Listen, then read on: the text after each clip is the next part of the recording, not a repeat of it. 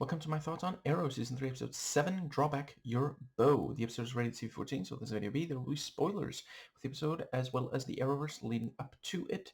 Not for anything Arrowverse or otherwise that came out after this episode first premiered, and another episode that I absolutely loved. So it is possible that I will speak fast during this video. I am getting my back traded today.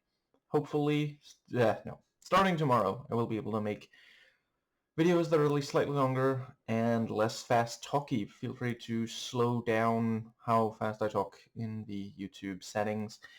So this is one of those cases where if the show had a ongoing problem with it, I would take issue with the character of Cupid being this, a woman who's obsessed with a man who doesn't really want her, that sort of thing. But so many of the villains on this show are cishet white men.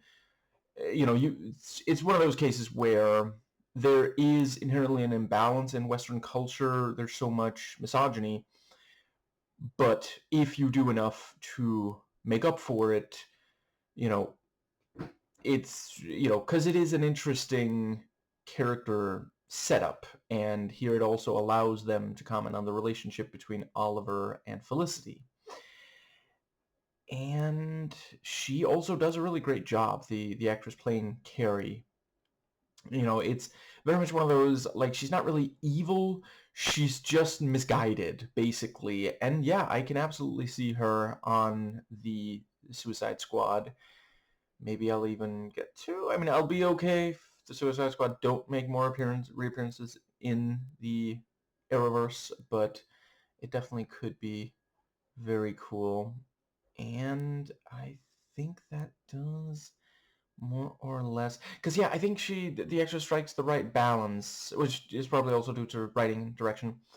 Right balance of, like, yeah, she's obsessed with Oliver, but she's not like this cackling, completely out of control kind of thing.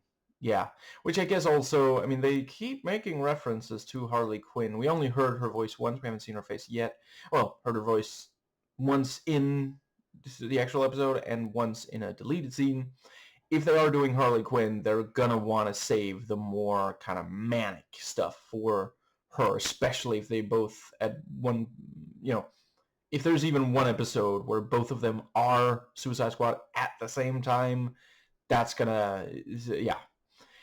Anyway, but yeah, now that we're getting more of a look at her, I thought that, the heart-shaped arrowhead is a really great touch, and I like that actually shows up over the Arrow title card this time, which I don't think I've mentioned on an episode for this season. I continue to really love their various versions of the opening, with the narration, Arrow saying, I found others to join my crusade. To them, I'm Oliver Queen. To everyone else, I'm someone else. I'm something else. I really appreciate that. However much they change it, for these 3 seasons so far at least, they always have the line about someone else, something else.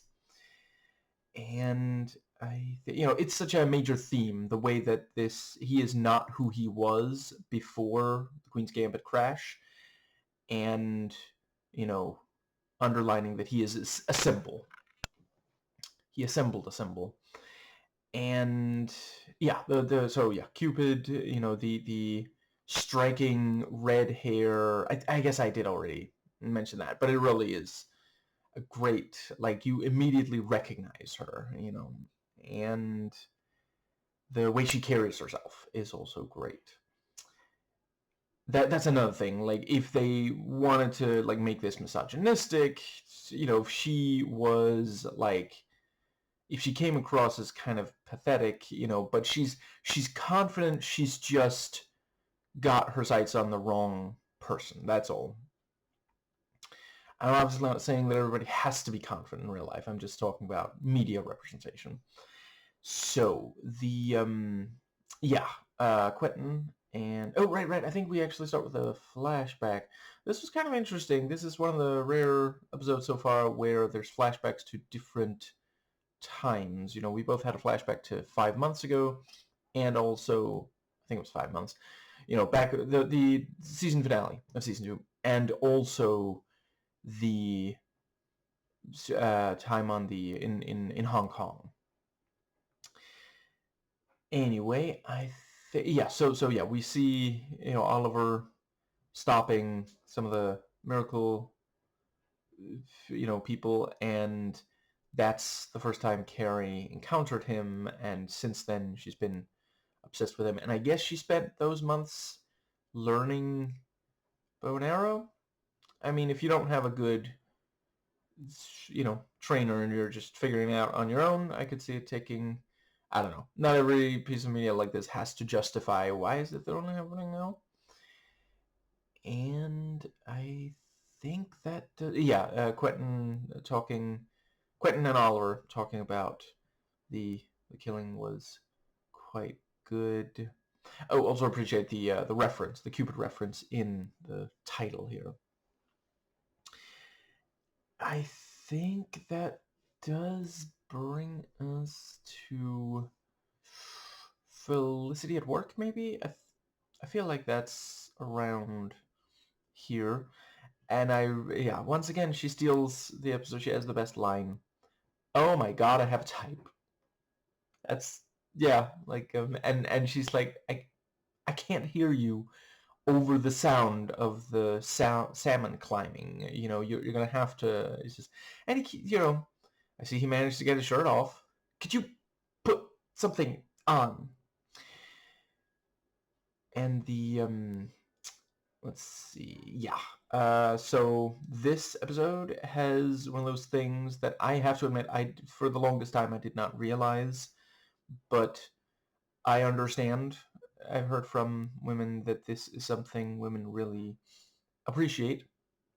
Felicity is chosen over many others. There's that thing about, like, don't you have someone else who can be an anti-boring wing woman, which another really great line. And then, she says you must have, dozens. And then he says, oh, hundreds. And for a second, she's like, thanks. But, he's choosing her over all of them. And he's going to spoil her with these expensive, good taste things, And he insists it is going to be platonic. He is, taking it slow. He's trying not to push.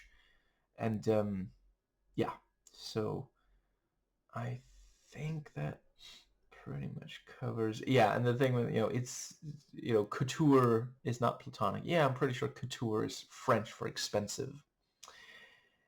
And let's see,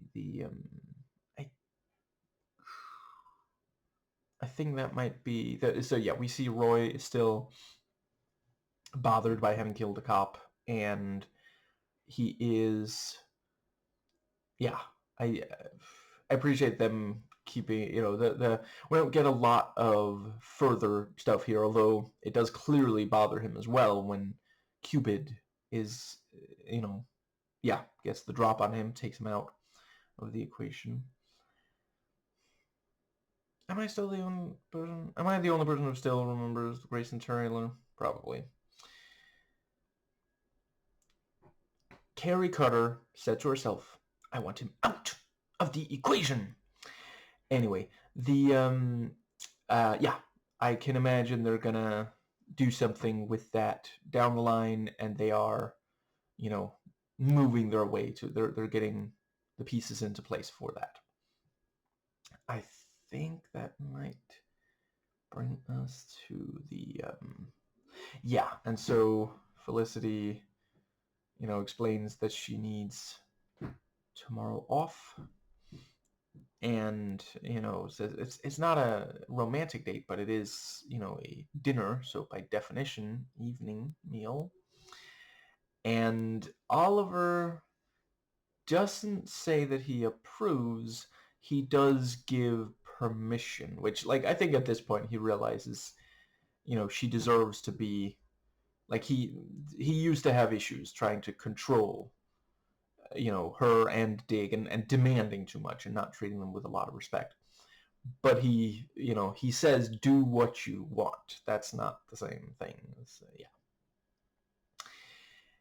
And I guess let's see, that brings us to the yeah, and so yeah, Dig can immediately tell that Oliver is not okay, which is okay, and the yeah, we hear banging before we see what exactly is going on. So yeah, we're also thinking, I guess he's really not taking it well. And I do appreciate, like, yeah, at that point he's like, what? I needed to open the arrow.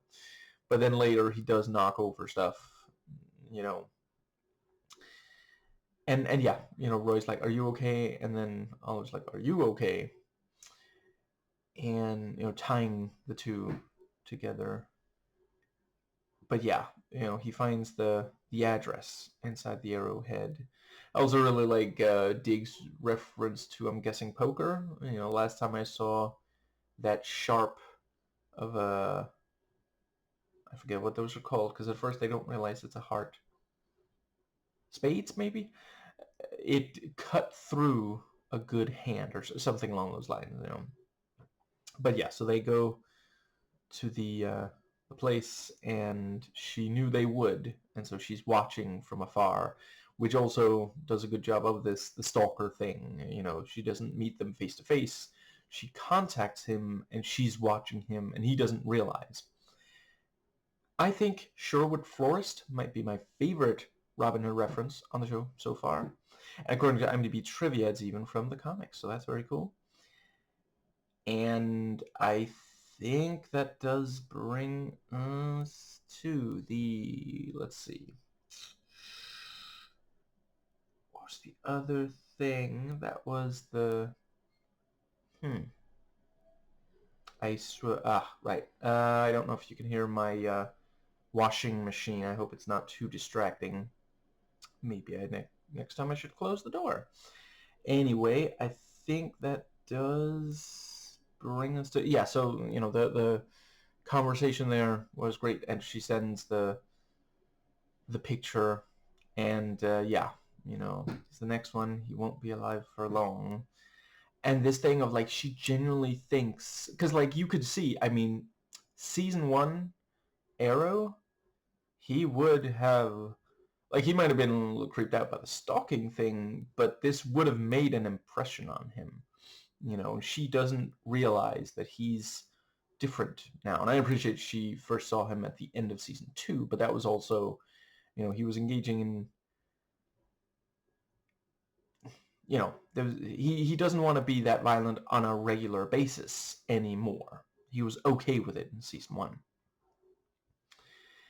And I think that does cover the, let's see.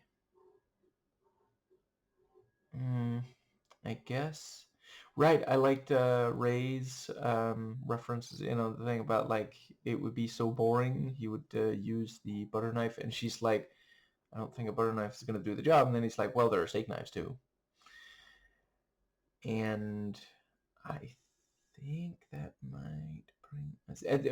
once again, with Ray, they're doing this really great job of, like, clearly he does mean well. He wants good things, but he's a little bit pushy, He doesn't so much ask, like, obviously, she can reject it, but he is being pushy about the date, talking about the dress, and then, yeah. I think that does bring us to the actual, yeah, I think that's when, he also gives her the diamonds, and she's like, I can't wear something that costs $1 million. And he's like, oh, it's okay, it costs 10. And the thing about the yeah, she says she's probably not even supposed to look at it because it's so expensive. And also this thing of, like, he says there's something missing, and she thinks she screwed something up with the dress, but instead he means, he wants to spoil her some more. Which, like, fellas, if you are really, really in love with a woman, and I mean, maybe this would work for, gay guys as well. I don't judge. I just don't know for sure. But it feels amazing to like obviously if you don't have the money to spoil them, but there are other ways to but expressing how much you care about someone you're in love with is really there's nothing quite like it. And the let's see. And yeah, she does look great in the dress as well. I think that might be when the so they the Arrow duo go to the they found the place they go to the place where the guy is also the NPP, like yeesh. And yeah, she knocks out Red. And yeah, to say that I didn't touch him, I'm a one man woman was also great. And yeah, he's about to use the arrow to free the mobster, and she points out why that would be a bad idea. So she really has done her homework on him.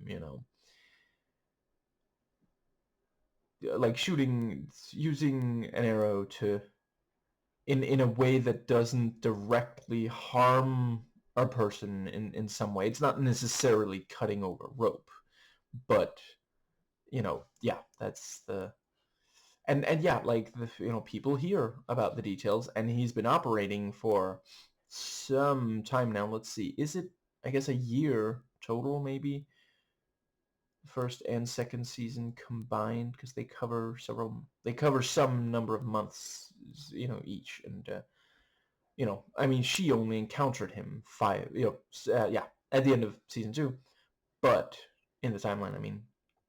But this, she could look this kind of stuff up, and might also have been following even before, just not obsessed yet. Oh wait, is this around the place where he talks to the psychiatrist? I did really like, she points out about the patient doctor patient privilege, and she does also do some analysis of Green. But yeah, the let's see. He does manage to save the guy. Really cool with shooting. Once she runs, he shoots over the rope and throws away the bomb. And I do like, the guy's like, I never thought I'd be happy to see you. And then Green's like, don't even, He doesn't say those words, but I feel like the punch implies it. And I guess that does bring us to the dinner itself is also great. I love the there's the thing about, like, so let's talk business, let's not talk business. And Ray, like, looks at Felicity and demonstratively holds the butter knife. That's yeah. And let's see, we have so they need to find her, and Dig texts her, and then she does tell the mine owner, I know right now you think of your mine, you think mine, but Ray is going to do good with it. And apparently that actually got the guy to sell, so that's really great. And then at the end we see a atom suit, which I guess I won't give away what it does, just in case anybody has watched up to this episode but does not know. But pretty sure I know if it's anything like the comics version. So yeah, very, very cool. Looking forward to that. And I think there might be a connection between the mine and the something that suit does. I hope that's not too much of a hint. I don't know. I guess you could probably deduce from other context clues. Anyway, I think that, oh right, maybe that's around where we have the auditions, and yeah, after failing yet another person, Thea is, like, are we ever gonna be able to find a new DJ? And then, Austin Butler walks up and is like, listen, I'm gonna play Elvis. I know music, okay? And he's charming as always. I like to watch more that it's hard to believe. It's just this Elvis and then Once Upon a Time in Hollywood. I'd really like to see more because I am aware that he's done other things than these. So, yeah, really, really talented guy. And just like overflowing with charisma. There's a lot of people who would just come across as complete jackasses with the dialogue they give him, the characterization so far. And I think that is when they are able to. So yes, right. Yeah. So much happens in just one episode.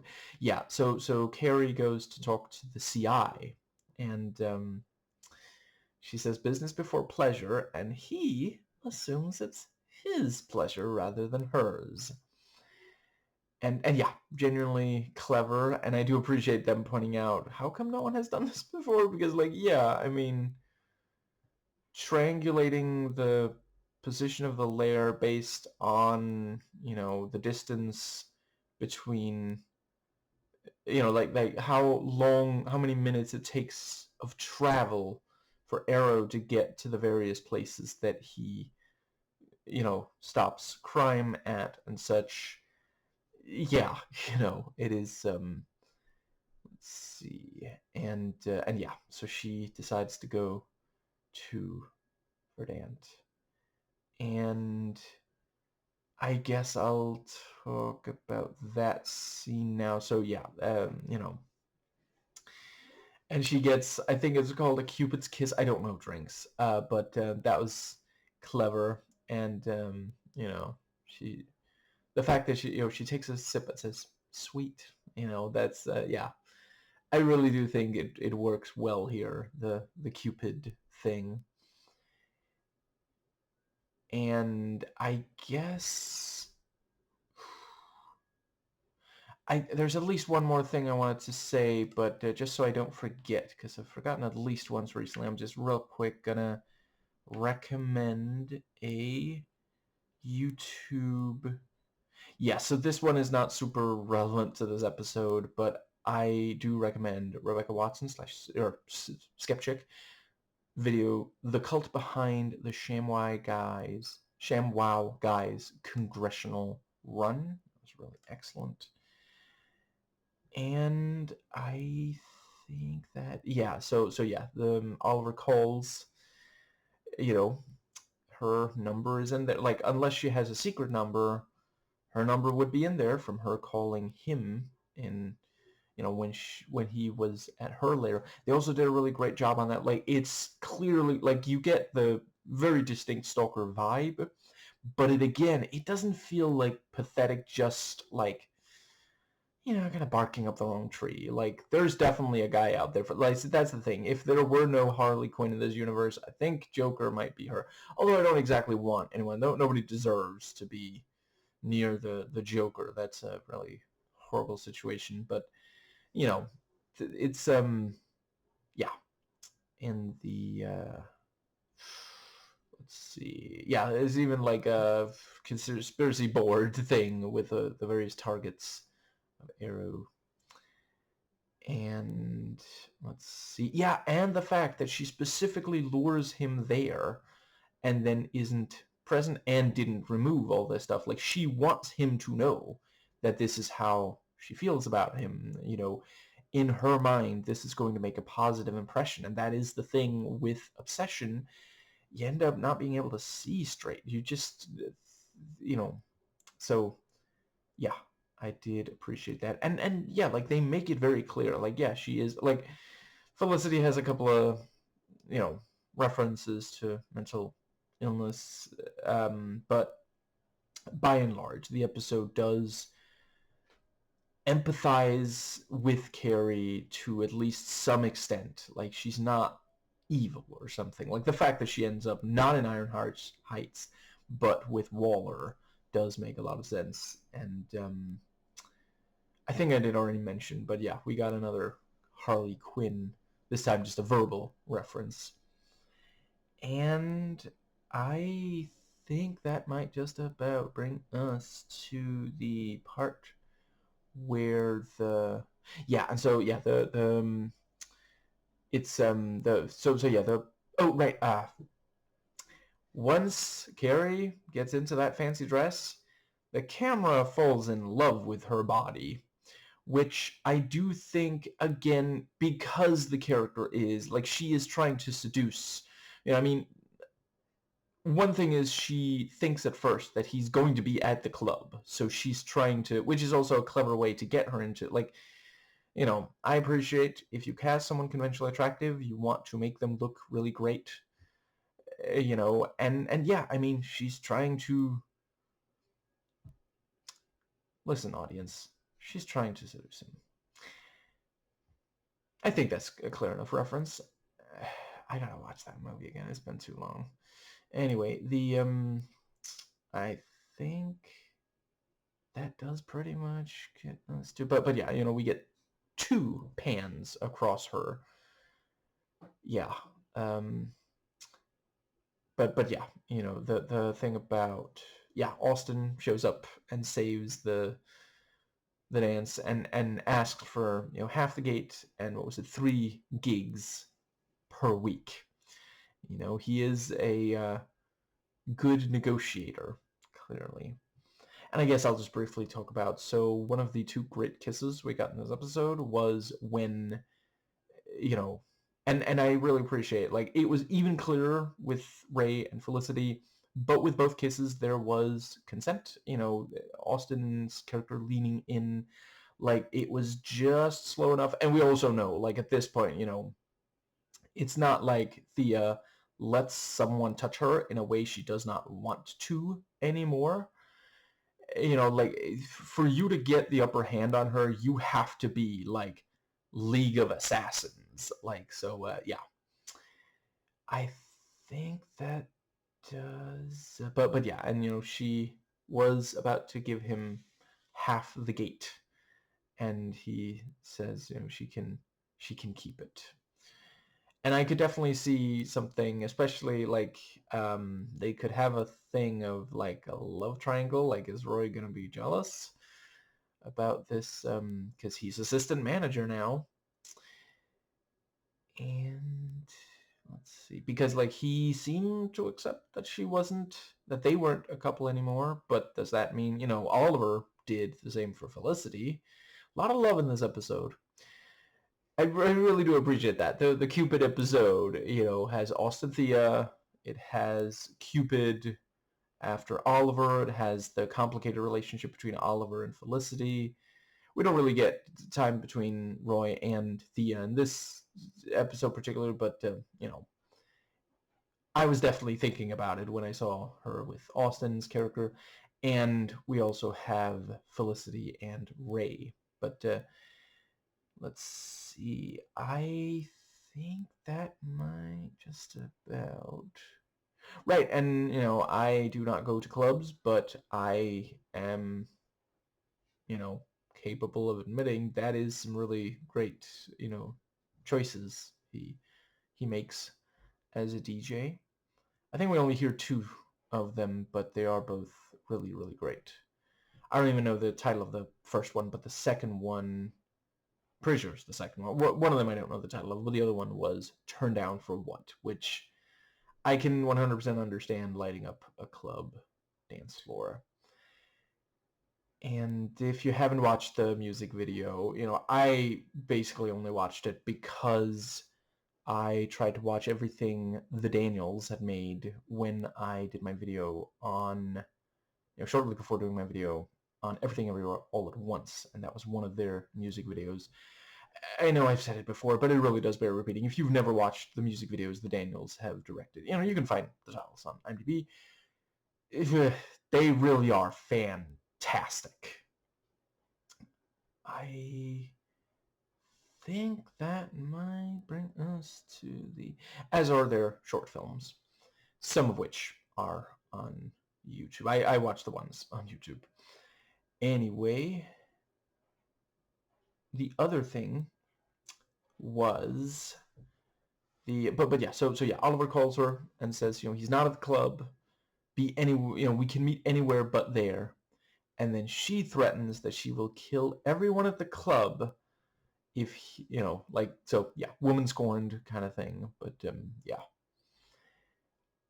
I said what I have to say about the at the start of this video about how they characterize her and how, in my opinion, they avoid a genuinely misogynistic portrayal. Obviously, I am not trying to talk over, like, if there are, women out there who do feel this is misogynistic, please listen to them over me. Now, I think that does bring us to, so yeah, they find, they get to the, yeah, Oliver meets back up with her. Very cool fight, crossing stairs, and they're in these kind of tight, it's a small area. There's a wall right there that was used well in the choreography. And then, she gets, yeah, they fall through the thing, and then the signal is lost. Yeah. I think... Oh, I really appreciated Felicity making a clear distinction between making money and making the world a better place. And let's see, I believe that does bring us to, what, I'll briefly talk about. So yeah, the other kiss, and of course Oliver sees it. Now you know how it feels. That's how Tommy felt when he saw you and Laurel together. But yeah, and that's when he goes home and smashes stuff. Smashy. And yeah, the it really is, like, you can understand why Felicity wants Ray, and clearly, like, Oliver does say the thing that really bothers him is that she's already moving on, rather than, he understands, like, they are no longer together, and I also really liked when Dig goes up to Felicity and she says, Oliver can tell me himself, and him pointing out, but Oliver has a difficult time expressing emotion. Now I remember what it was that I keep forgetting. Love the flashbacks. Yeah. I mean, considering he's rich, it's not a huge surprise, but I do think, like, listen, by the time your age reaches double digits, if you don't know at least a little bit about doing laundry, let alone, like... So I suppose Oliver's not technically unwilling, so that there's that at least. But yeah, like, listen, if you think that it would make you less of a man to do laundry, then I don't think you are a man. You might be a boy. You're a child. You really need to grow up. Like, I cannot even imagine demanding someone else do my laundry as an adult. That is just, yeah. And in typical straight guy fashion, he doesn't even ask her. Like, dude, at least if you don't know how, ask her. Don't just, like, if I understand correctly, basically he dropped his laundry in their hamper, and that's like, I'm sorry, what? Like, are you... Yeah. He still had some growing to do back then, as far as maturity goes. I would say he's largely mature by the present day scenes. He just struggles with emotional stuff now. But yeah. And yeah, the thing about, like, I know you don't like me. Well, you're wrong. I despise you. And yeah, that is one of the kinder versions of translation of gaijin that I've heard personally, but I suppose they had to just say it means foreigner for it to also apply to her. And I do appreciate, like, yeah, that is something that a number of white Americans need to be educated on. And I'm not saying I'm perfect, mostly, but not entirely. But I'm joking, obviously. A lot of us white people, there's some ignorance about, like, yeah, just because, like, because to a lot of white people, like, every East Asian is basically the same. Like, all the countries are just the same, which is such a silly, like, as if we would say that about white Western countries. Like, I have never encountered a white Westerner who thinks that every white Western country is just interchangeable. But apparently that's supposed to be the case for all Eastern European, or yeah, East Asian, well, also Eastern European, East Asian, Middle East, all these, like, it doesn't make a lick of sense. But South American, it just, yeah. But but yeah, I already mentioned, and I cannot really go into detail on a TV-14 rating, but yeah, there is history between Japanese and Chinese peoples. And it was great to see her badass. Like, I wasn't sure they were going to. I mean, it's not a spoiler to say, but that is one of the things I really loved about her appearing in The Wolverine. Just, yeah. It's... I will never tire of seeing... Okay, I'm going to strain my wrist slightly because she deserves... I'm not saying the other ones don't also, but I definitely want to say her... Ryla Fukushima. Wielding a sword, that is just so freaking cool. And yeah, and she took out like 5 people. Like, holy crap, 5 guys. Wonder if they went home for burgers and fries. I'm kidding. Japanese have a much more compelling food culture than that. But the let's see. Yeah, and the thing about, like, yeah, we thought, because she specifically asks Argus, and he says, oh yeah, 3 men died there. So of course we think that that means that, yeah, that her husband was one of them. So it's great when they come back and then he's like, where have you been?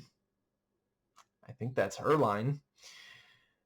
And I guess that does bring us, yeah, and she's briefly confronted with the horrifying, how do you tell your child that their father is gone?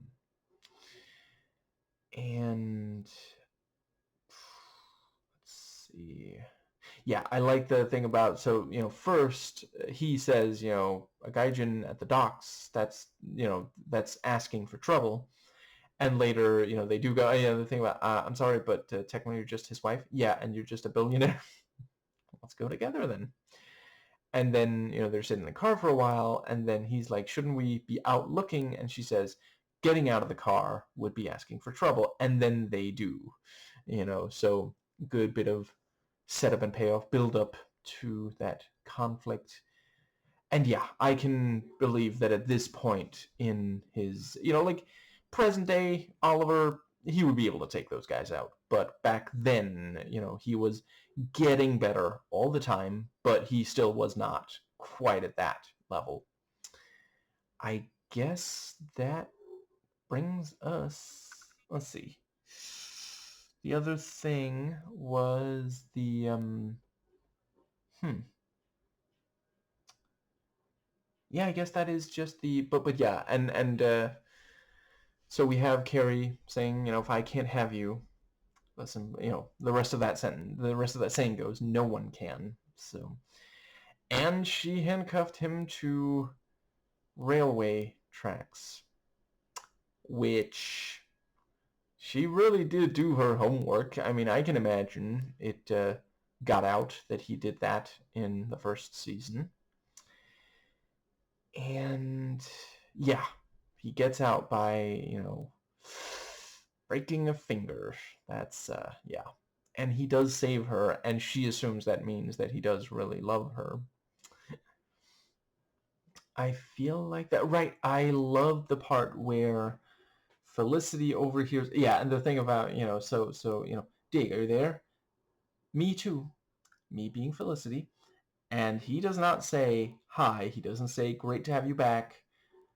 I appreciate that this is probably not the time to ask how the date went. If he had the kind of emotional maturity that would require, but yeah, the not long after, he tells, he explains why he is not with anyone, and it's meant for Carrie, but Felicity does hear it, and he knows that, he could have told Dig, I need to say something to Carrie that I don't want Felicity to hear, but yeah, and Dig says she definitely does want someone. Also really love there at the end where, Dig, yeah, like of course he lets the, and Lila as well, yeah, that's a place for the others to go where they can, de-stress. And I think that does cover. I feel like there's at least one more thing I really wanted to say about the episode. Um, let's see. Yeah, so by the end of this episode, I don't think Carrie killed Sarah, despite their names almost rhyming, because she does not have Miracle in her veins. She would definitely have been more of a challenge. The machine is being loud now. I'm gonna try to not have dead air because that's where it's especially annoying in my opinion. But yeah, he would not be able to fight so well against her if she had Miracle. We know that from when we saw Dig fighting the Summer Glau character, but yeah, and also arrowheads did not have hearts on them, and in Sarah's case. So currently, I wouldn't rule out the the that it would be Ra's al Ghul, but I'm still not 100% sure. Right, I liked Dig saying Oliver would rather fight 10 assassins from the League of Assassins than admit how he feels. But yeah, and yeah, her again having emotional intelligence, because that's again like that scene could so easily have played as if she's just being petty and bitter, but it really is just her saying, listen, you don't need to convey what Oliver wants to say. Like, I would rather have the conversation directly with him. She's not, it's not, women are so difficult with when it comes to men kind of thing. It's more just her pointing out like, hey, this is just the right way to handle this. But I think that does cover everything here. I like the part where she fires an arrow at him and he ducks and covers, and then he is able to get her bow out of her hands with one of his arrows. And I guess that does pretty much. I know there's at least one more thing I really wanted to make sure to say. Let's see. This video did get long. At least it's like 5.5 hours before I get treatment. I'll be fine. What was the other thing? That's the thing about the pain. It can make it difficult to focus. I did think that let's see, and it's being loud again. I really hope that's not too distracting. Anyway, I think that does cover the various subplots.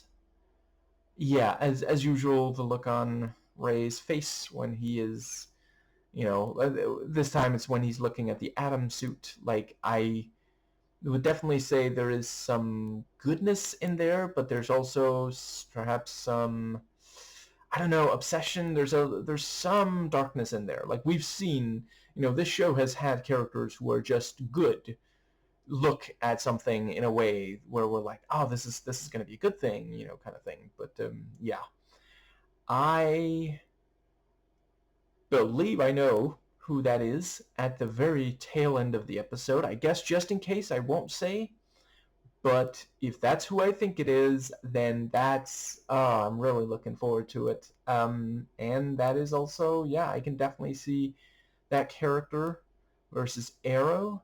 That's not really like I thought that character belonged primarily to someone else's rogues gallery, but certainly it does make a ton of sense here, and that is a fantastic introduction, fantastic use of the boomerang that character, if they are who I think they are.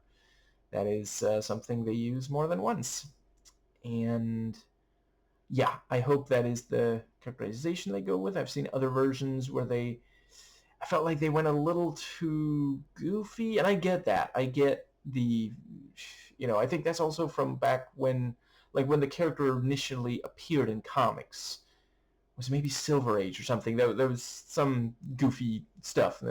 So I appreciate that. I just think today, if you're going to do an adaptation, it's good to make it more like this than yeah. And right, I really appreciate how adorable both Felicity and Ray are. About they look at the Palmer and they're like, ah. That is genuinely yeah. And I don't know, that does look like an atom, doesn't it? And I think that does pretty much cover the yeah, that was also not the best way for Oliver to become aware of that whole situation. The way she is smiling on the live footage of the presentation or whatever it's things called press conference. And I think that is, I forget if I've said this in a video this season, but I do really think it worked well, this thing of, it's also something that's really dawning on me more and more as I watch more episodes.